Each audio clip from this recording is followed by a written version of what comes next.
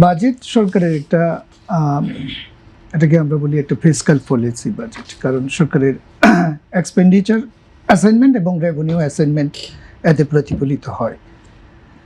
Budget যেটা আমরা আগেও আলোচনা করেছি বাজেট নিয়ে, তার থেকে ভিন্নতা চূড়ান্তভাবে আলোচনার পর যেটা আসছে সেটা একটা হচ্ছে যে আপনার করের ক্ষেত্রে করের যে হার ছিল প্রথম এটা 3,50,000 পর্যন্ত করমুক্ত ছিল, এটা এখন করা হয়েছে 4 লক্ষ পর্যন্ত।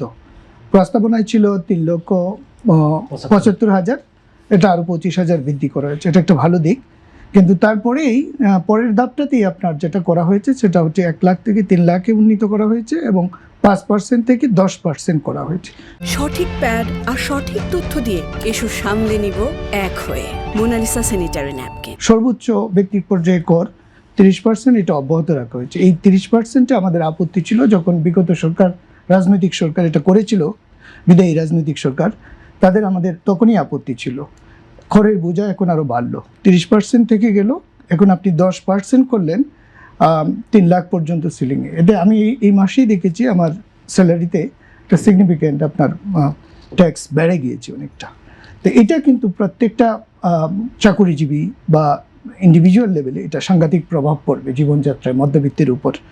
এটা একটা লক্ষণীয় বিষয়। আর একটা যে বিষয়ে আমি বাজেটে লক্ষ্য করলাম যে তার রেভিনিউ কালেকশনের টার্গেট করেছে 6,95,000 টাকা, আর তার ডেফিসিট বাজেট দেখানো হচ্ছে 2,43,000 কোটি টাকা।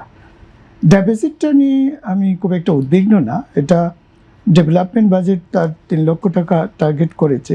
এটা সরকার চীনে গিয়েছে সম্প্রতি, সেটা যদি সম্পর্ক উন্নয়ন হয়, চীনের সঙ্গে সম্পর্ক করতে পারে, IMF এবং চীনের সহায়তা এটা সম্ভব। চীনের সারপ্লাস বাজেট ব্যাপক, কিন্তু রেভিনিউ টার্গেট যেটা, এই রেভিনিউ টার্গেটটা অর্জন করার জন্য সরকারকে কিন্তু এই ট্যাক্স নেট বৃদ্ধির যে তাগাদা সরকার দিচ্ছে এটা তো বাড়াতেই হবে। আর মধ্যবিত্তের উপর করের বোঝাটা একটু বেড়ে গেল, এটা একটা সাংঘাতিক, কারণ জীবনযাত্রার মানের উপর এমনিতেই সরকার ইনফ্লেশনের কথা বলছে, 7.5% টার্গেট করছে। তার মানে কি ইনফ্লেশন এখন অনেক বেশি বর্তমানে যেটা আছে। সরকারি ভাষা হয়তো আপনি 10% অ্যাপ্রক্সিমেটলি প্লাস মাইনাস বলবেন, কিন্তু আমাদের একাডেমিক গবেষণায় সেটা বাস্তবে 15%-এর বেশি আছে। আপনি যদি 7.5-এও ইনফ্লেশনটা কমিয়ে আনেন, তার মানে আপনার প্রতি 1 লক্ষ টাকায় আপনার বাস্তবে 7,500 টাকা কম আপনি পাচ্ছেন তার ভ্যালু। এর সঙ্গে করের বোঝা চাপানোতে আপনার আগেই তাকে কর দিতে হচ্ছে প্রতি লক্ষে, এখন আরও বাড়লো।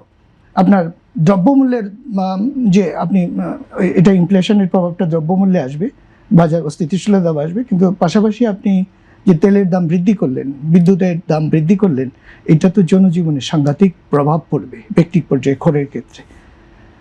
আর একটা এই টার্গেটটা অর্জন করাটা একটা বড় ধরনের চ্যালেঞ্জ এই ফিসকাল ক্ষেত্রে। রেভিনিউ অ্যাসাইনমেন্টে, এক্সপেন্ডিচার অ্যাসাইনমেন্টে আমরা যদি দেখি, তা এক্সপেন্ডিচার অ্যাসাইনমেন্টে সে সরকার যেটা কিছু ক্রিয়েটিভিটি তার আছে, কর্মসংস্থান সৃষ্টির জন্য তার কিছু উদ্যোগ আছে, তার সংস্কারের কিছু পদক্ষেপ সে টার্গেট করেছে, প্রাতিষ্ঠানিক সংস্কারে, দীর্ঘমেয়াদে অর্থনীতিকে, স্বল্পমেয়াদে অর্থনীতিকে দ্রুত অর্থনৈতিক স্থিতিশীলতা ফিরিয়ে আনতে চায় এবং দীর্ঘমেয়াদে যে জিডিপি প্রবৃদ্ধি, জিডিপিটা হচ্ছে একটা দেশের সামষ্টিক ডোমেস্টিক প্রোডাক্ট, আমি কতটুকু সেবা এবং পণ্য উৎপাদন করলাম একটা নির্দিষ্ট সময়ে, একটা অশ্ববৎসরে, এবং ইন্টেলেকচুয়াল অবদান সহ এর সামষ্টিক ভ্যালুটা হচ্ছে জিডিপি বা জাতীয় যে প্রবৃত্তির গ্রোথ আমরা এটা বলি।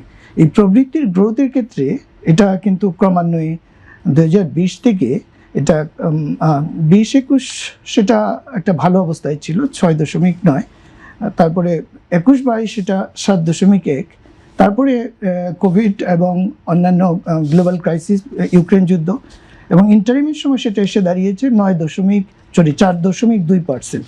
এটা আপনি এখন বৃদ্ধি করে 6.5 করতে চাচ্ছেন, খুবই ভালো কথা। কিন্তু এই ট্রেন্ডটাও আপনার এটা ভালো দিক।